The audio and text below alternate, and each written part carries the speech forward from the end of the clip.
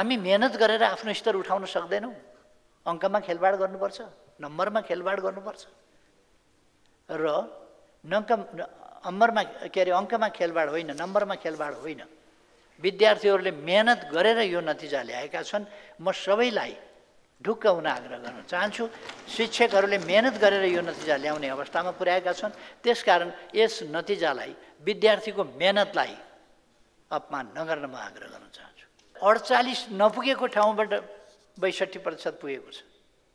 यो सानो उपलब्धि होइन, यसले रेकर्ड ब्रेक गरेको छ धेरै वर्षपछि। यसै सदनबाट भनेको थिएँ मैले, यसपल्ट कमसेकम 60% भन्दा बढी रेकर्ड होला संसदमा। 60% भन्दा बढी पुर्याइनेछ।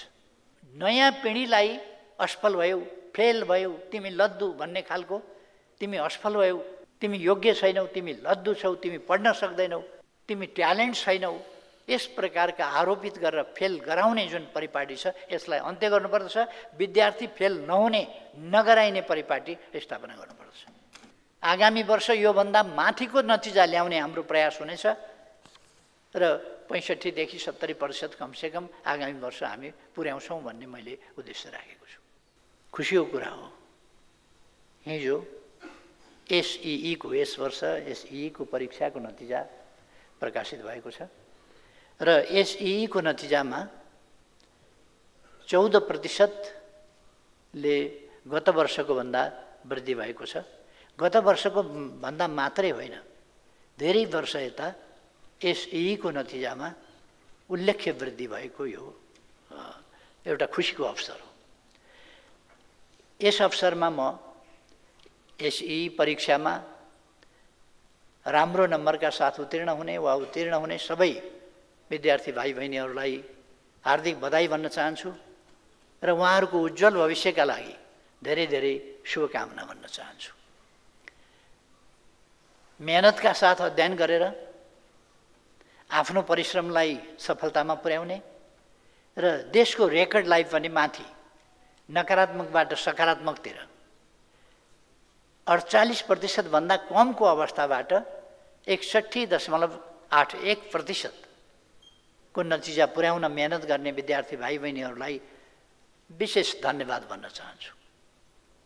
मेहनत गर्ने, पढाइमा मेहनत गर्ने, सिकाइमा मेहनत गर्ने र राम्रो ध्यान दिएर विद्यार्थीहरूलाई पढाउने र सफल हुन मद्दत गर्ने शिक्षकहरूलाई धेरै धेरै धन्यवाद भन्न चाहन्छु। उहाँहरूको मेहनत सफल भएको छ। आफ्ना छोराछोरीहरूलाई त्यस प्रकारको चाँजो पाँजो मिलाउने अभिभावकहरूलाई पनि धन्यवाद भन्न चाहन्छु र यो नतिजा आएकोमा हामी सबै खुसी छौँ, खुसी हुनुपर्दछ। तर यस्तो नतिजामा पनि केही मानिसहरूले अङ्क थपेर पास गराइयो जस्ता अचुवाका भरमा बिना आधार मेहनत गरेर विद्यार्थीले पास गरेको कुरालाई अपमान हुने गरी, नयाँ पुस्ताको उत्साहलाई होच्याउने र अपमान गर्ने गरी कुनै कुनै विद्वानले बोलेको सुन्दा मलाई दुःख पनि लाग्छ, अचम्म पनि लाग्छ। हामी मेहनत गरेर आफ्नो स्तर उठाउन सक्दैनौँ। अङ्कमा खेलबाड गर्नुपर्छ, नम्बरमा खेलबाड गर्नुपर्छ र अङ्कमा खेलबाड होइन, नम्बरमा खेलबाड होइन। विद्यार्थीहरूले मेहनत गरेर यो नतिजा ल्याएका छन्। म सबैलाई ढुक्क हुन आग्रह गर्न चाहन्छु। शिक्षकहरूले मेहनत गरेर यो नतिजा ल्याउने अवस्थामा पुर्याएका छन्। त्यसकारण यस नतिजालाई, विद्यार्थीको मेहनतलाई अपमान नगर्न म आग्रह गर्न चाहन्छु। मैले यसै सदनबाट भनेको थिएँ मैले, यसपल्ट कमसेकम 60% भन्दा बढी रेकर्ड होला संसदमा। 60% भन्दा बढी पुर्याइनेछ।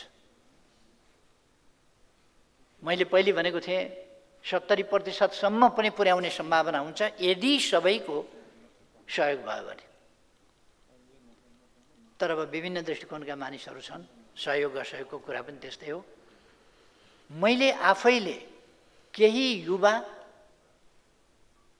अत्यन्त ट्यालेन्ट खालका शिक्षकहरूलाई आग्रह गरेर यसमा 250 भन्दा बढी मानिसहरू खटेका छन्।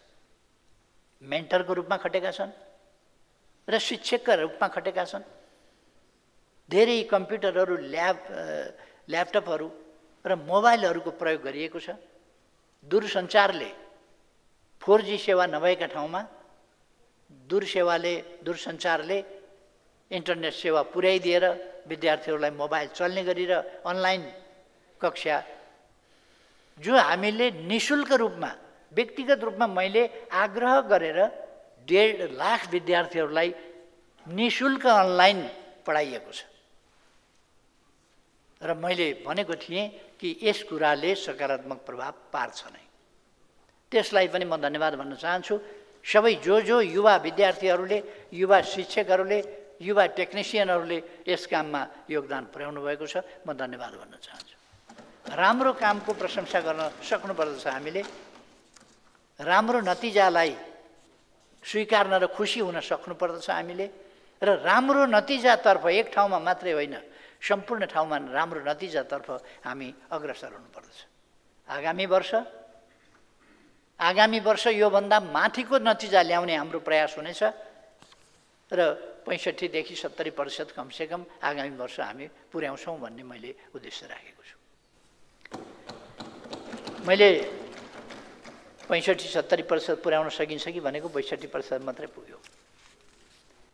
तर 48 नपुगेको ठाउँबाट 62% पुगेको छ। यो सानो उपलब्धि होइन, यसले रेकर्ड ब्रेक गरेको छ धेरै वर्षपछि। यो नयाँ पिँढीलाई असफल भयौ, फेल भयौ, तिमी लद्दु भन्ने खालको, तिमी असफल भयौ, तिमी योग्य छैनौ, तिमी लद्दु छौ, तिमी पढ्न सक्दैनौ, तिमी ट्यालेन्ट छैनौ, यस प्रकारका आरोपित गरेर फेल गराउने जुन परिपाटी छ यसलाई अन्त्य गर्नुपर्दछ। विद्यार्थी फेल नहुने, नगराइने परिपाटी स्थापना गर्नुपर्दछ। तर त्यहाँ पुग्नभन्दा अगाडि, त्यस बाटोबाट भन्दा अगाडि विद्यार्थी फेल नहुने स्तरमा पुर्याएर हामी त्यो घोषणा गर्न चाहन्छौँ। पहिले विद्यार्थी फेल नै नहुने स्थितिमा पुर्याउने, पढाइको गुणस्तर त्यसमा पुर्याउने। त्यहाँ पुगेपछि विद्यार्थीलाई वेल इक्विप्ड कसरी गराउन सकिन्छ? हामीसँग आजको मोडर्न साइन्स एन्ड टेक्नोलोजी छ, त्यस टेक्नोलोजीको प्रयोग गरेर, आइटीको प्रयोग गरेर, अनलाइन सेवाहरूको प्रयोग गरेर गर्न सकिन्छ। आगामी वर्ष फेरि केही लाख विद्यार्थीहरू जो यस कक्षामा सामेल हुनेछन्, निःशुल्क रूपमा अनलाइन कक्षा मैले भन्ने गरेको छु। मेरो आफ्नै तर्फबाट मैले आग्रह गरेर भोलिन्टियर सर्भिस गरेर केही युवाहरूले चलाइराखेका छन्। 200 भन्दा बढी, 250 भन्दा बढी युवाहरू त्यसमा संलग्न छन् र यो सेवा अझ म आह्वान गर्छु युवाहरूलाई, यस सेवामा सरिक हुनुहोस् र यसबाट देशलाई उत्थान गर्ने कार्यमा योगदान गर्नुहोस्। आफ्नो क्षमता पनि बढ्छ। सबै समय खर्च गर्नु पर्दैन, यसका लागि केही समय खर्च गर्दा पुग्छ। यो सेवा मौका परीक्षा दिनेहरूका लागि भोलिबाटै सुरु हुनेछ र अर्को वर्षको एसई को लागि तुरुन्तै सुरु हुनेछ। त्यसकारण म अर्को वर्ष एसई दिनेका लागि समेत सुरु गर्न आग्रह गर्न चाहन्छु।